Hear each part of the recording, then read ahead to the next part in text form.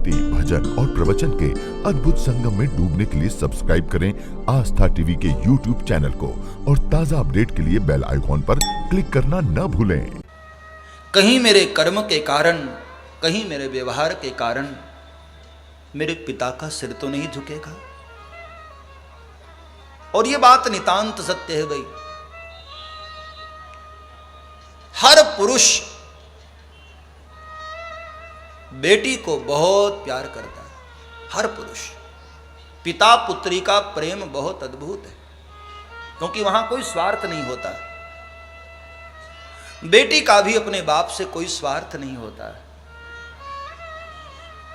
जब तक पिता के घर में होती है, पिता के घर को ही अपना मानती है। ब्याह कर दो, पराया करके चली जाती है। और कई बार तो घर में जो पिता होता है ना, सबसे ज्यादा फिक्र उस घर में उसकी कोई करने वाला है तो एक योग्य बेटी होती है, जो अपने पिता की फिक्र करती है, पिता को संभालती है। बेटी जब बड़ी हो जाती है ना, तो एक मां की तरह अपने पिता को संभालती है। बाबा, समय पर आप दवा नहीं लेते हैं, समय पर खाना नहीं खाते हैं, इस तरह की जो बातें हैं वो बेटी करती है। कभी घर में आने में विलंब हो जाए ना, तो भाइयों का अनुभव होगा,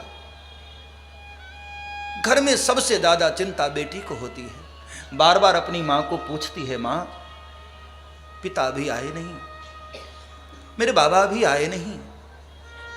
बार बार अपनी मां को पूछती है। इसी ममता के कारण जब बाप अपनी बेटी को विदा करता है, आप रामायण पढ़कर देखो, महाराज जनक जैसा इतना बड़ा ज्ञानी, धैर्य टूट गया उनका। मिटी महामर्यादा ज्ञान की, ज्ञान की मर्यादा टूट गई। और महाराज जनक इतना फूट फूट कर रोए, इतना फूट फूट कर रोए। दशरथ जी के सामने हाथ जोड़कर खड़े हो गए। महाराज, ये मेरी बेटियां नहीं, मेरी प्राण है।